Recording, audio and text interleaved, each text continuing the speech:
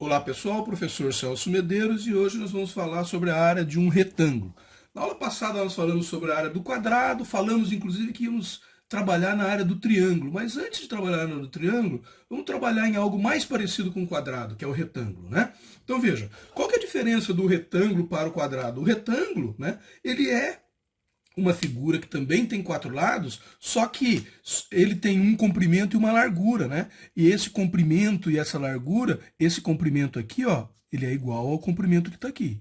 E essa largura aqui é igual a essa largura que está aqui, certo? Então, essa é a diferença do, do retângulo para o quadrado.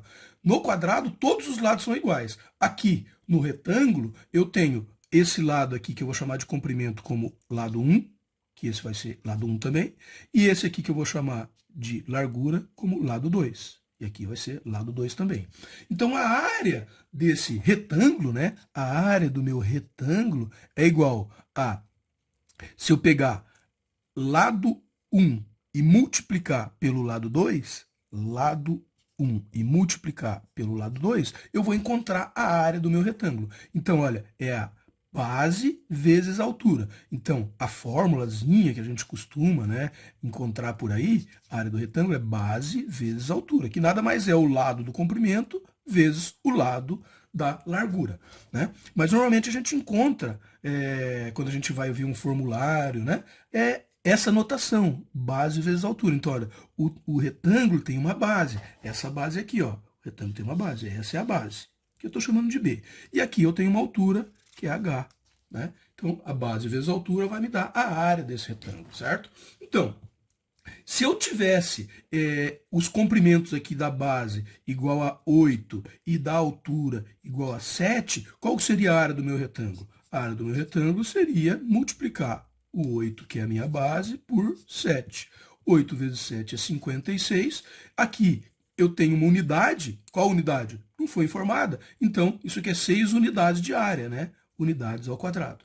Então, se fosse metro, seria metro quadrado, se fosse centímetro, seria centímetro quadrado, assim por diante. Como a gente já viu no caso do quadrado. Quando a gente aprendeu o quadrado, a gente entendeu por que essa unidade é ao quadrado. Mas vamos revisar aqui o porquê. Se aqui fosse, vamos supor, milímetros, certo? Milímetros. Aqui também, milímetros.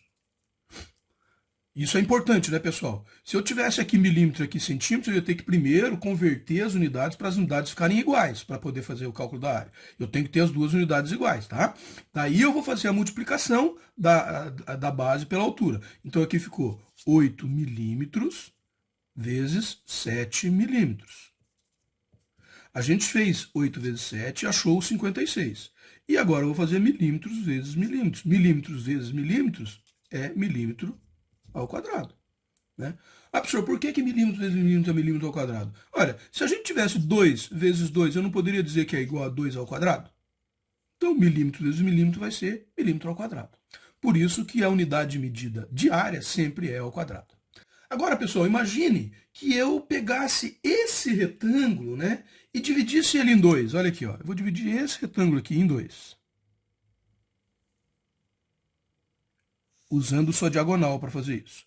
Vocês concordam que eu vou ficar aqui com um triângulo e aqui eu vou ficar com outro triângulo?